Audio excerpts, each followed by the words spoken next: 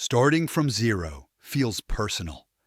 It feels heavy, discouraging, embarrassing, like you're somehow behind in life. But here's the truth most people never hear. Starting from zero is not the end.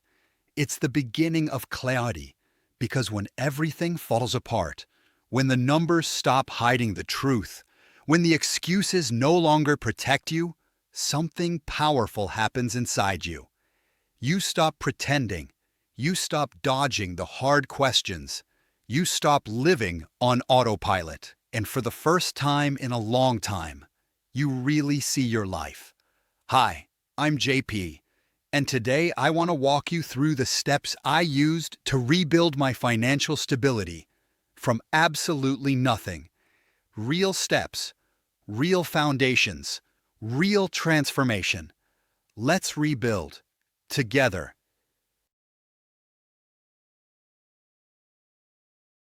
A true reset doesn't feel exciting. It feels like your pride is melting. It feels like you have to face the person you were avoiding. It feels like all the "someday I'll fix this" stories suddenly collapse.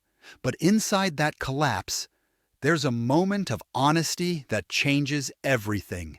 Because starting from zero means you finally stopped running. It means you stopped convincing yourself that you're okay. It means you stopped telling yourself that next month will magically be different. A reset forces you to confront reality. And reality, even when uncomfortable, it's solid ground. It's the ground you can build a future on. Here's how to start. Tell yourself, this is my reset. This is where I begin again. Sit with that statement. Let the truth settle. Let the excuses fall apart. Let the honesty wash over you. This is the first moment of real strength.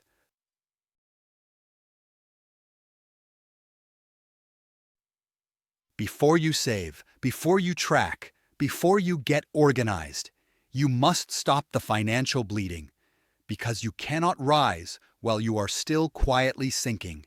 Stopping the bleeding requires courage. It forces you to look at the habits that hurt you the most, those small food orders you justify because you're tired, the impulse Amazon purchases that give you 10 minutes of dopamine, the subscriptions you didn't even know you were still paying for, the emotional shopping you do when you're anxious, the little rewards you give yourself because you deserve it, those few dollars here and there that feel harmless but compound into chaos. These aren't money issues, they're identity issues, behavior issues, stress responses. And I know that because they were mine. So here's your action step, spoken slowly. Pick one area where money leaks out of your life and close that leak today. Not tomorrow, not next month, today. Maybe it's canceling a subscription. Maybe it's removing a food delivery app from your phone. Maybe it's setting a rule that says, when I'm stressed, I don't spend. Stopping the bleeding is your first act of leadership over your life. And leadership always begins with one decision.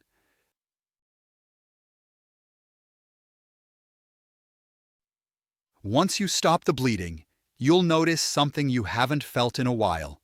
Space. Not a lot. Not enough to change your whole life, but enough to breathe. Breathing room is the first sign of stability forming. It's the moment your money stops suffocating you. And you create it through small, intentional shifts. Maybe you downgrade a phone plan. Maybe you finally sell something you haven't used in years. Maybe you cook instead of ordering. Maybe you pick up a tiny bit of side income. Maybe you cancel a nice-to-have that no longer matches your priorities. These aren't dramatic changes. They're subtle adjustments in behavior that slowly move you out of chaos. Your action step is simple. Create just a little space, even an extra $20 to $50 this month. That small amount, that tiny cushion, is the beginning of momentum. Breathing room says to your brain, I'm gaining control again.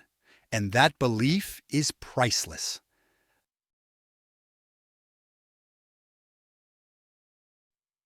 Most people get stuck because they think they need a massive emergency fund.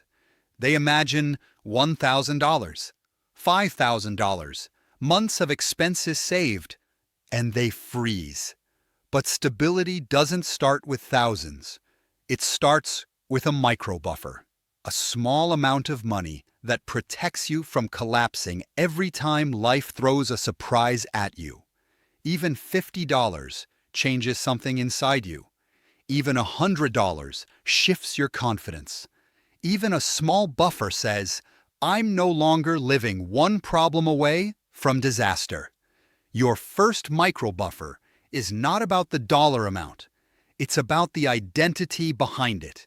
It's about becoming someone who prepares instead of someone who is constantly blindsided. Here's your step. Build your first $50 to $100. Slowly, consistently, without pressure. $10 a week. $5 every few days. Whatever works for you. The point is not speed. The point is direction. A micro buffer is proof to yourself that you are moving differently now.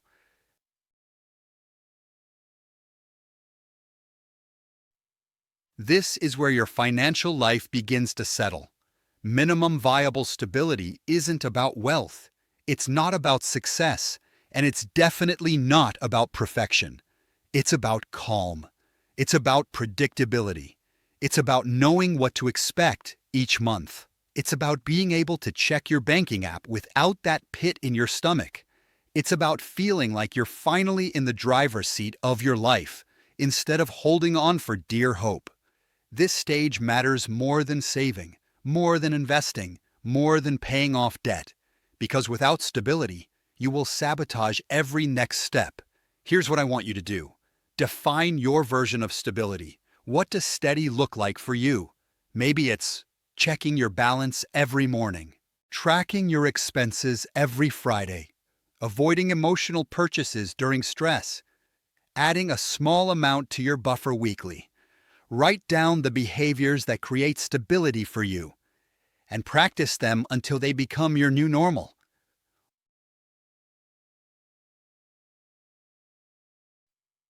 Once stability exists, once breathing room returns, once your micro buffer is alive, now you take your first step upward. Not a huge step, not a dramatic step, not a life-changing step. A small, steady, repeatable step. It might be saving $20 a week, or putting $10 extra toward debt, or increasing your buffer little by little, or building a weekly financial ritual, or removing one spending trap you fall into often. When I restarted, my first step was tiny. No one saw it. No one praised it. No one even knew. But I repeated it. Again and again and again. And over time, consistency performed a miracle. Your action step here is choose one small habit and commit to it every single week. Just one, not 10, not everything at once. One. Consistency beats intensity every time.